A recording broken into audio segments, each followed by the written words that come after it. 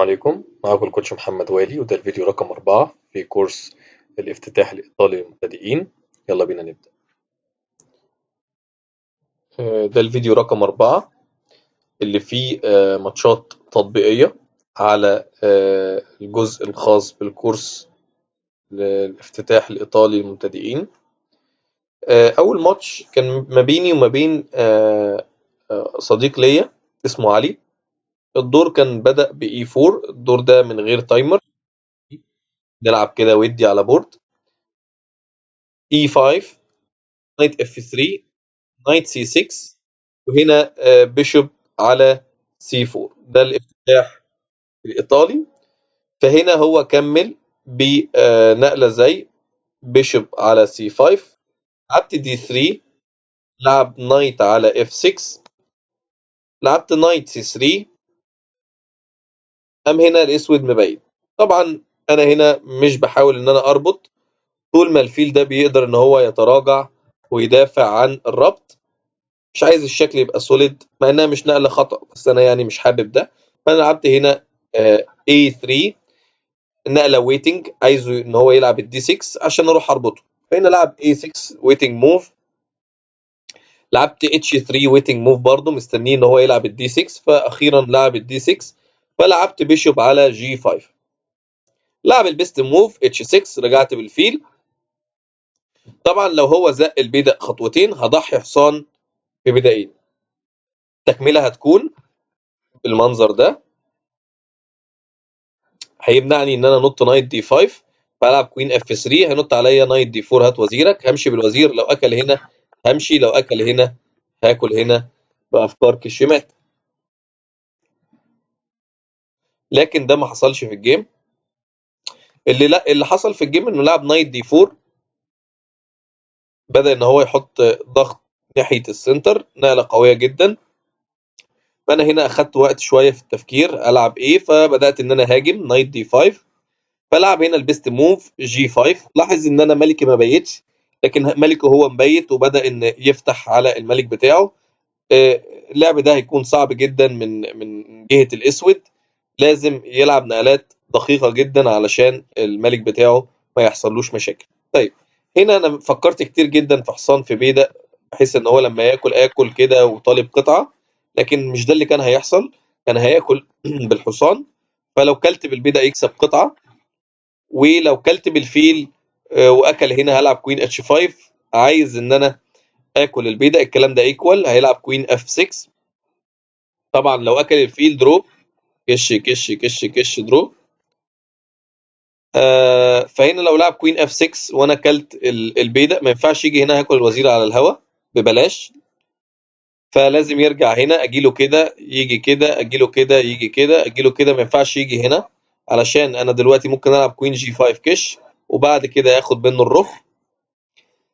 فعشان كده انا مش عايز اخش في الايكواليتي ان هو يقعد يروح ويرجع يروح ويرجع وبتاع، انا عايز اكسب.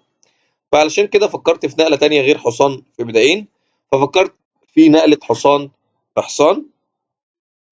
فهو لعب نايت تيكس النايت، فانا هنا لعبت بيشوب تيكس النايت. فهو هنا اكل البيشوب الاسود بتاعي.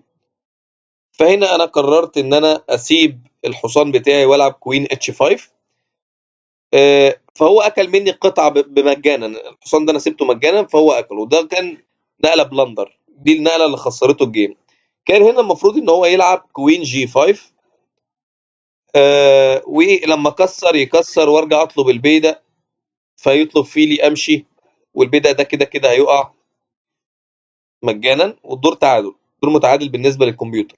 طيب، او حتى يلعب كينج جي 7، يعني يا اما يلعب دي يا اما يلعب دي، وساعتها انا هلعب نايت اف 3 وهاجم البيدق اللي على اتش 4. طيب، اللي حصل في الجيم انه كل الحصان، فاديته كش مشى، كش مشى. في نقله دلوقتي تكسب الابيض. ايه فكره المكسب؟ حاول انك توقف الفيديو وتجيب فكره المكسب، لانها هي فكره الجيم. دلوقتي انا وقفت الملك ده على العمود ده، فمحتاج ان انا اشارك بالرخ، فلعبت نقله زي جي 3، بحيث ان انا عايز اكل واجيب الرخ. فهو اكل فلعبت له روك على جي 1، اكل هنا، مشيت سلم، لان انا طالب رخ في بيدق، ولما ياكل اجيب الرخ بتاعتي على مربع الجي 1 وبعد كده اكل. البيست موف عنده نلعب كوين دي 7 بفكره تريكي شويه، ان انا لو اكلت البيدق على طول هياكل بالمنظر ده، ولو جبت الرخ هيلعب لي نقله خبيثه جدا كوين على الجي 4، بحيث ان انا لو اكلت يبقى انا قفلت على العمود، وبعد كده يكسر الفيل مع الوزير، وبكده انا يعتبر خسرت طابيه كامله زياده. فالصح هنا ان انا ما اكلش البيدق، العب كوين جي 5 الاول بكش، ولما يلعب الملك بتاعه في اي مكان العب كوين اتش 4 بكش، ولما يلعب الملك بتاعه في اي مكان اكل بكش. وبعد كده لو قرر ان هو يجي على الكورنر ارجع تاني بكش، وبعد كده ارجع تاني بكش، وبعد كده ممكن اجيب روك جي 1، ودلوقتي طالب كش ملك كش مات من هنا وهنا. عشان كده هو سلم. ده كان الدور بتاعنا والافكار الهجوميه على الكينج. طبعا فكره كوين اتش 5 دي وتسيب الحصان، لازم تكون شايف فكره جي 3. جي 3 دي نقله بريليانت، نقله جميله جدا. لو شفتها برافو عليك، لو ما شفتهاش اديك استفدت معلومه. ودايما الفيل اللي رابط الملك ده الوزير لما بيخش والملك مفتوح عليه بيساعده انه يقدر يدي كشات من على مربع الجي 6. اشوفكم في ماتشات تانية تطبيقية على الكورس بتاعنا. مع السلامة.